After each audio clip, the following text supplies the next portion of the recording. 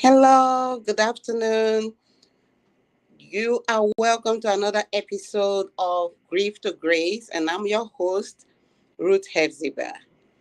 How are you doing today? I'm so excited to be with you today. And today we will be looking at something very special, really truly special. And we have an exciting guest once more in the house who is going to talk to us about her story and how she was able to navigate from grief to grace. So today's episode is truly special to me. I tell you, it's really special to me. Stay tuned to the end of this episode. I told you I have a bonus as usual for this segment and a special gift for our active listeners. So remember, those who participate in this program will and respond to all of our episode questions will receive a free workbook. And also, if you purchase my book, A Pen That Rewrites Grief. This is my book, A Pen That Rewrites Grief. You will get a free 1 hour coaching session with me alongside with a free workbook. So today I am so honored to introduce to you our guest. She is an educator, an entrepreneur, a leader of singles group at her church, Ramie Waters. She has faced incredible challenges, including verbal abuses and neglectful marriage. I tell you, the loss of her new love after a tragic car accident is even the climax of it all. But you're going to hear all these stories from her and how she has been able to navigate through all this. Okay, and the journey leading others through their own struggles with singleness. So everyone that have been there sharing and being single, she has been able to do a lot with them too, so that they will not be stuck in it. She has done incredibly a lot with herself and with everything. And today I will have the pleasure of inviting our guest, Ramie Waters, to the house. Ramie, how are you doing? I'm good. Thank you, Ruth, for having me on here. I'm excited to talk about my story. Yes, I know. When I read your story, I was like, whoa. You know, everybody's grief is different, and yours is so intriguing, I tell you. And I know a lot of persons are going to find strength in this. So I will be out, and the next voice you'll be hearing is Ramie's voice, and she will share with you all that you need to know about her story. And if you are in these shoes or you feel your own story, people need to hear it. DM me or send me an email at grieftogracenow at gmail.com.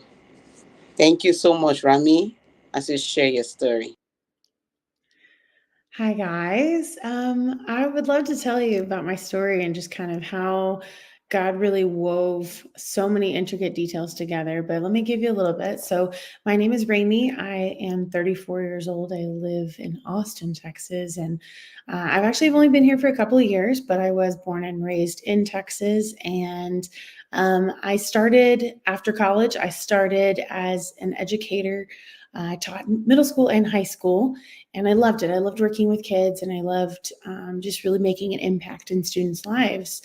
Well, during the first couple of years of teaching, I had gotten married, and I felt like everything was, the dream and falling in love and meeting your person. And we got married. I got married at 21. I'd barely turned 21, and I thought everything was great. About 4 years into marriage, I started noticing just some things that were different. There was a lot of just spiritual disconnect a lot of different, tension things that were happening, misunderstandings, things like that. I really felt was like a pure enemy tactic. We entered into marriage counseling. And then about a year afterwards, my then husband quit and was really dealing with a lot of things of, why do we have to talk about our feelings? There's no reason to. And it started out with a lot of gaslighting, really just, well, you're the one with the problem. Why don't you go? And, a lot of things that just really felt like I started second guessing myself and going, well, maybe I am the only one with the problem. And then it really moved into a little bit more severity, with more talk of, if this is really how you feel, then maybe you should, just not be here anymore. Maybe you should leave. And things just got really hard. I still was in counseling. I continued to do counseling for a couple more years by myself, just realizing that I knew that divorce wasn't what God wanted, and I was determined to stay there. And I didn't have anything blatantly in my face of saying this is dangerous or this is not good, and that you're not safe here anymore. And so it really took several years to get to the place where I felt things weren't safe anymore. And it became neglectful in the sense of, in our intimacy in our marriage, it became neglectful in the sense of I was the one working double jobs, trying to pay bills.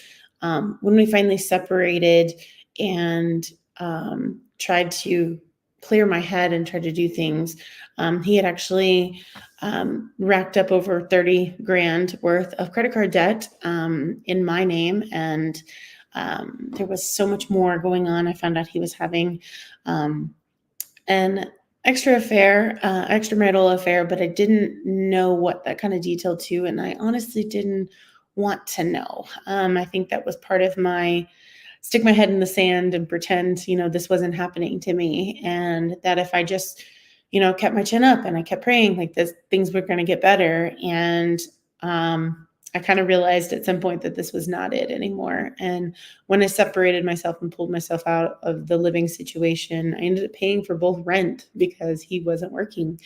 And after that, I was able to get my head a little clearer to see what was going on and how many years this had been bottling up and how things had gotten to this point. And I was able to confront him with the things that I had found out. And a lot of that abuse and neglect that had come up, we ended up in mediation before our actual divorce went through, just because the county that we were in required it.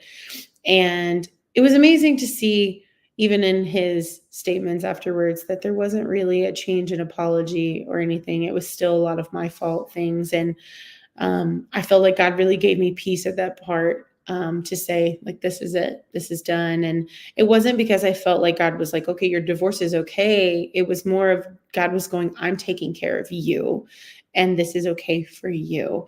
And so, as much as I found strength in that, I actually struggled really hard. After that, I was walking with God so intimately, and I knew his grace was with me consistently, and his Holy Spirit was always speaking to me. But it was when I signed the divorce papers that actually felt like, okay, God, all this happened because I did everything right, and all this happened because I gave my life to you. But yet now I'm divorced, and I was barely 27, and I felt like, wow, I did all these things right, and I'm still being punished for that.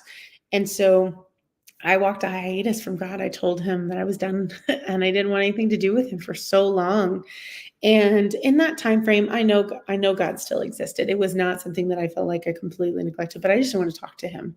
And I didn't want anything to do with what he said, because I felt like he had abandoned me and that he was gone and that everything I had done was for a waste. And it was really hard during that time frame. And there was a time that I was teaching at a different high school. I had moved cities and I started teaching at a new high school. Had been there for about a year, and I was presented with an opportunity to actually step in and impact someone else's life. And part of my story is that there was a teenager who I took in and adopted. So she's now 22 and has her own family going on now. But in that moment, I felt like God verbally told me, do whatever you can to help her. And I stepped in, and it was basically taking all of the grief that I had, and I could see what she was going through, and I could see the struggle of what was going on in her life. And it made me submit to, I know grief is real. How can I be there for her? And how can I step in? And I just felt like God gave me the verbal command of saying, do what you can do. So years later now, we've gone through all these things together. And, she was there to help me through the grief journey of my divorce. And a couple of years in, while we were living in our new place, we had moved and such, and after our adoption had gone final, I found someone else. And I felt like, it was about 3 years later after my divorce, I felt like opening my heart again. And the journey was hard. I think, honestly, because of the things I had learned from my marriage and things that I wanted and things that I knew were non-negotiables for me, but also really the learning about myself. I learned so much about who I was, and who I am in my walk, and who God says that I am, and how I am as a woman, and the things that I love and the things that I hate, and the things that I did because he liked them, but no, I don't really like that. It really reminds me of a scene from a movie, and I want to say it's Julia Roberts, who tries like 40,000 types of eggs because she never realized like how she likes her eggs. And it was me. It was learning things all over again about who I am and what I like and things like that. And God just really started speaking to me at a whole nother level. And when I opened my heart again to actually be in a new relationship, it was different. It was boundaries of understanding of like, this is about God and let's put him first. And it really changed my dynamic. And he built me up in such a way that my ex had not really taken the time to feed into me of who I am and appreciating me just as me. And I opened myself up to so much more than I ever thought was possible. And one day we were actually supposed to meet. We were actually in a drive to meet him somewhere because he had been a traveler. He was in the Army Reserves. And so he was on assignment, and we were coming back to meet him. And en route, I was notified that he was in a car crash. And, that news kind of drops on you so hard that you don't really know how to handle it in the moment. You kind of look at it and you think this isn't real. Like they're going to be fine. Like, millions of people are in car wrecks daily. Like it's not that bad. And then the next day we were given notice as to where he was at and the condition that he was in. And he was in a coma for several weeks after the wreck, that we didn't think he was going to make it. And just in that time, he ended up passing from complications from one of the surgeries a little while later. And, navigating grief after that point was kind of like, okay, God, not once, but twice. And I now understand the concept of divorce is almost worse than death because they're still walking around on the earth and you could possibly bump into them. But even the closure of it was so much harder. I think my dreams and expectations were so much higher. And I felt like, my redemption, or what I felt like I was owed from God, of you took him away and, you let me try and fall in love again, and now he's gone. What do I do? Is third time a charm? Is that really a thing? Does God give other chances? Does he really allow these things to happen? It was like all the questions of just my faith and other things. But the difference of it was that I had walked through grief before and it looked completely different. But I knew one thing consistently was that God was there for me. And I knew that he had never left me before. But this time I had seen that and I had seen where he was during all that grief time. I had seen where I was struggling and where he held me up. I could see where he was walking beside me and letting me choose the things that I wanted to choose. And so it really put me into a trajectory to be able to learn how to grieve healthily and not isolate myself and not keep myself away from things or people and the passions that I loved. I didn't stay home. I tried to get out as much as I could just to give myself a little dose of vitamin D every day and just being around people that loved me. Um, and it took a little time. It was hard. It was very hard. And I think now it's been almost 4 years since he passed. And, I'm still currently single. And that's okay because honestly, God has put me in a place where I'm doing so much more. And um, we moved to a different church because after he passed, we were living in a different state and we ended up moving back to Texas. And um, it was just a crazy journey. It's so many details in between there, but when we came back, we found a church that I walked in the doors and I knew it was home instantly. And I felt like God put it on my heart to start a singles group. And those who have been through divorce or those who have been widowed or those who are just, choosing to stay in singleness. And it originally started as all females. And in the last 2.5 years, it's grown and it's become co-ed. And we have a massive group of us now. And what we do is we just talk about life in general and, how singleness changes our perspective on things and, our past and how it changes how we do things now. And um, the impact has been incredible of just seeing. We've actually had our first, not intentionally, but we had our first couple come out of it. Just got married last month, and they met in our group and have been a part of our group for a couple of years now. And they just naturally, and that's what my vision was, is that people would meet each other and they would just discover what God has for them in their singlehood, but they wouldn't be focused on finding someone, but they were focused on finding Jesus, and then they would find somebody along the way. And so, the hope is that one day that will be me again. But I am so excited for where God's put me now. So a little bit about how my life has changed now. So like I said, my daughter's gotten married and she has been married for about 6 months now.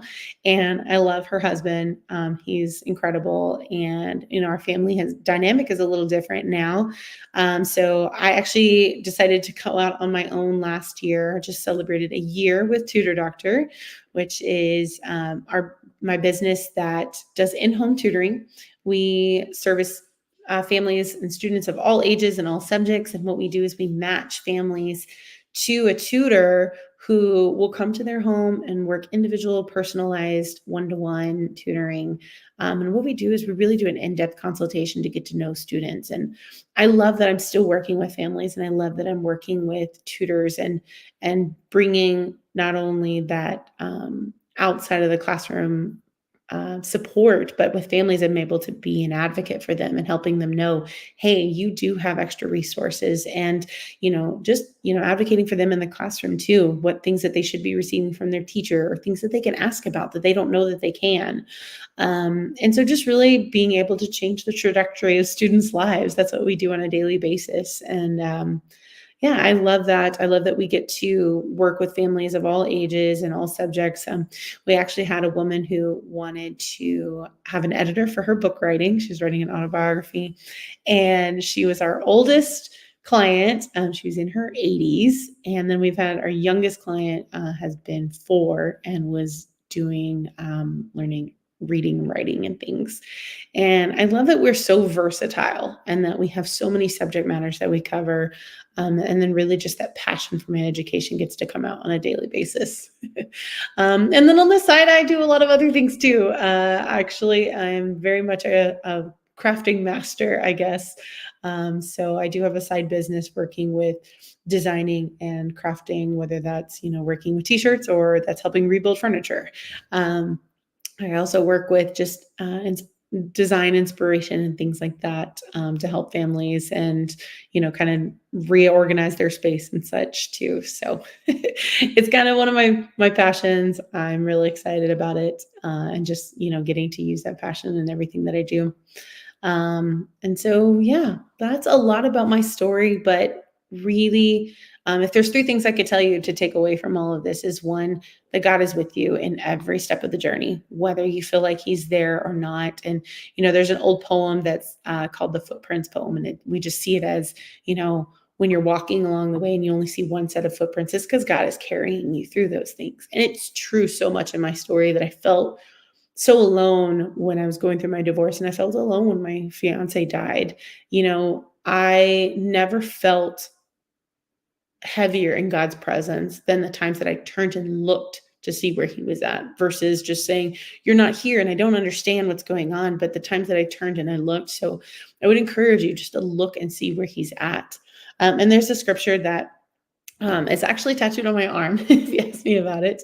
It's from 2 Corinthians, and it's chapter 12, verse 9, and it says, "My grace is all you need. My power is perfected in your weakness." And so now I'm glad to boast about my weaknesses, because I know that God is my strength in all of these things. So, um, just looking at my story and things like that, I would just say, again, just look to where God's at, find where He is, and to, derive your strength from that. And then also just keep looking up. There's things afterwards that, even in the greatest, heartache that I've ever experienced, to the times that I am now, I can smile again. I can be a part of a day and journey and excitement, and I can be in the moment. I can laugh again. I can love again. And that was a lot that I never thought I would be able to do again. But because of my growth, because of me continuing to just fall into God's grace, um, I am who I am now. And I wouldn't trade that for anything. And as much as, in the moment, I would have loved to have traded all the bad moments and gotten rid of them. I wouldn't do it now, because I wouldn't be who I am. And I know that all of that grief and all of the struggle and all the trials, they've created me into the woman that I am today. And I wouldn't be the entrepreneur that I am. I wouldn't be the mom that I am. I wouldn't be the friend or the daughter that I am, because all of those things changed me and shaped me, but I've allowed them to shape me for the good, instead of shaping me into something that I know could have been completely opposite. It could have been completely detrimental to myself and my worth, and all those things that could have allowed the enemy to continue to tear apart all the things on my insides and creating all this tender spots. And I could have allowed the seeds of hate and anger and bitterness to reside in there. But because of the healing that I've walked through, because of the journeys that I've walked through, I know that I'm better for it. And then I know that I can use those things. Just as God takes all things that are bad, He can turn them for good. It's all good for His purposes. And so I would just encourage you, look and see where God is at and what is He doing. And if you're having a hard time, find a friend who can encourage you and pray with you, and, really keep you on the right track of just saying, "Hey, the light is at the end of the tunnel and we're going to keep going." And, sometimes you have to walk through the storm to get to the other side to see the rainbow. And you can't see the rainbow without a little bit of rain.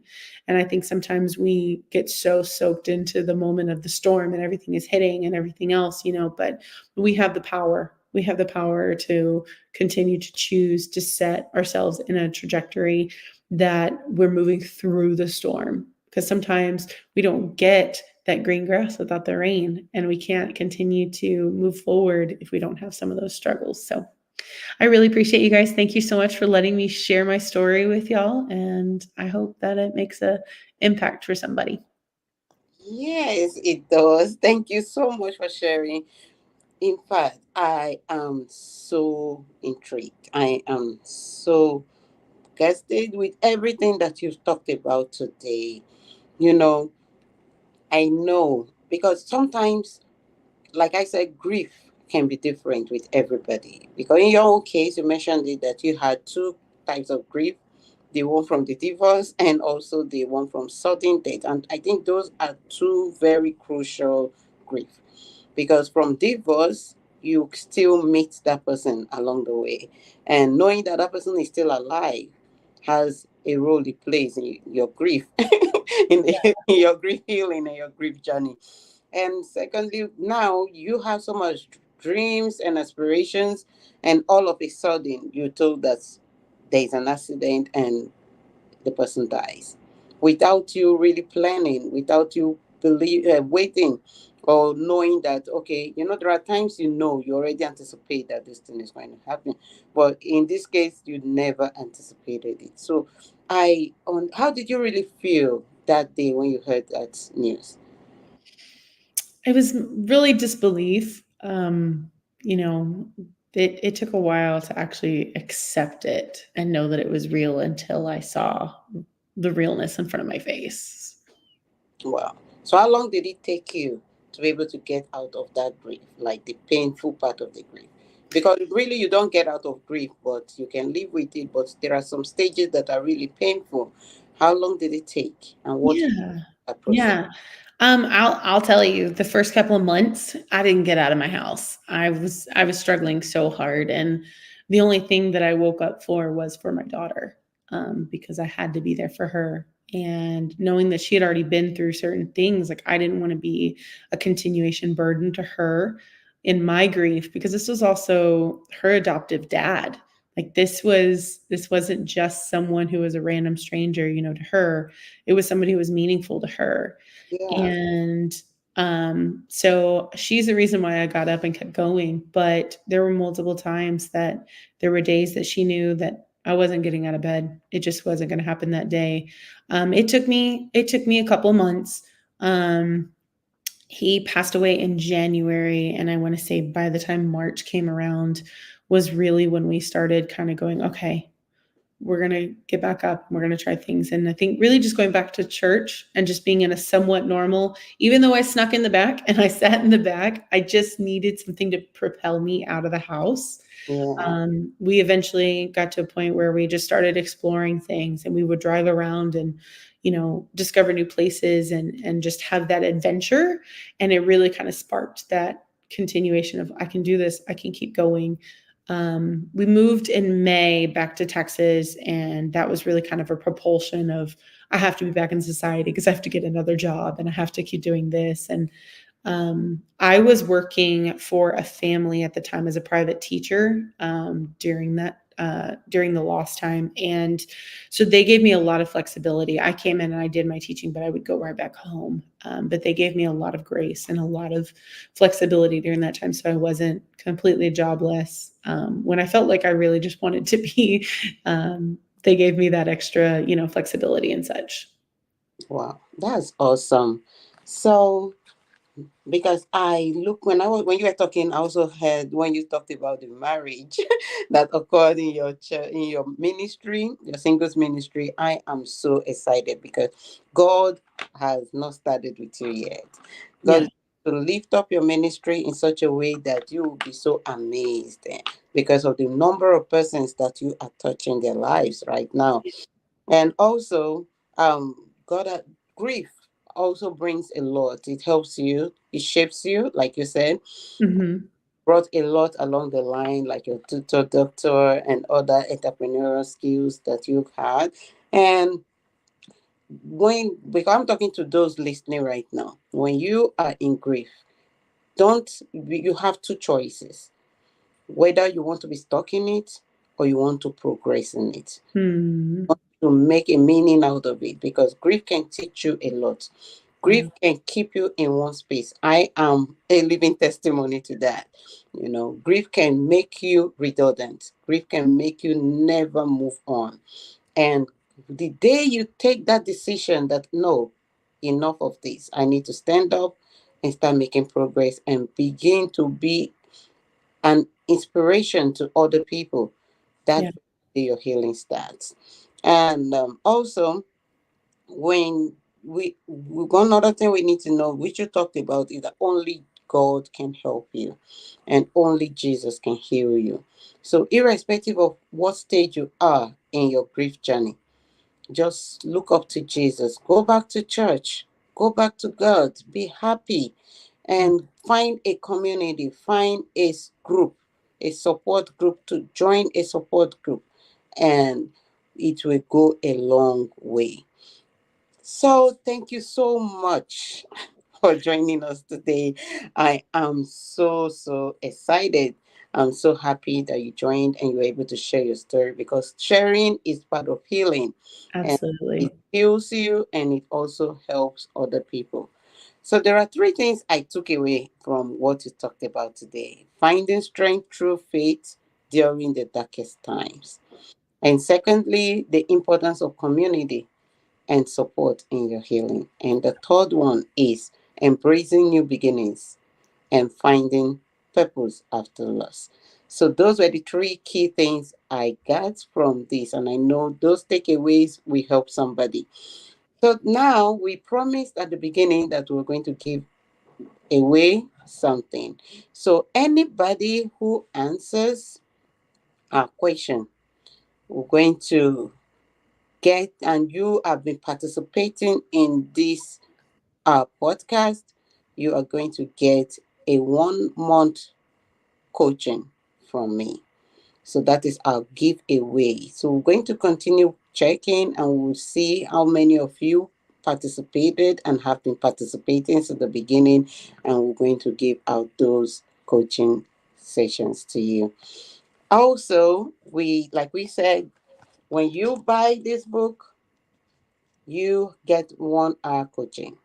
And when you participate in our polls, which are there, the question is there. The question which we have asked is that what has been most significant challenge you faced in your journey of healing, and how did you find grace through it? So when you answer those questions, we're going to send you a copy of this book and our workbook. Okay, now, respond like we said and get all these bonuses. It is very key.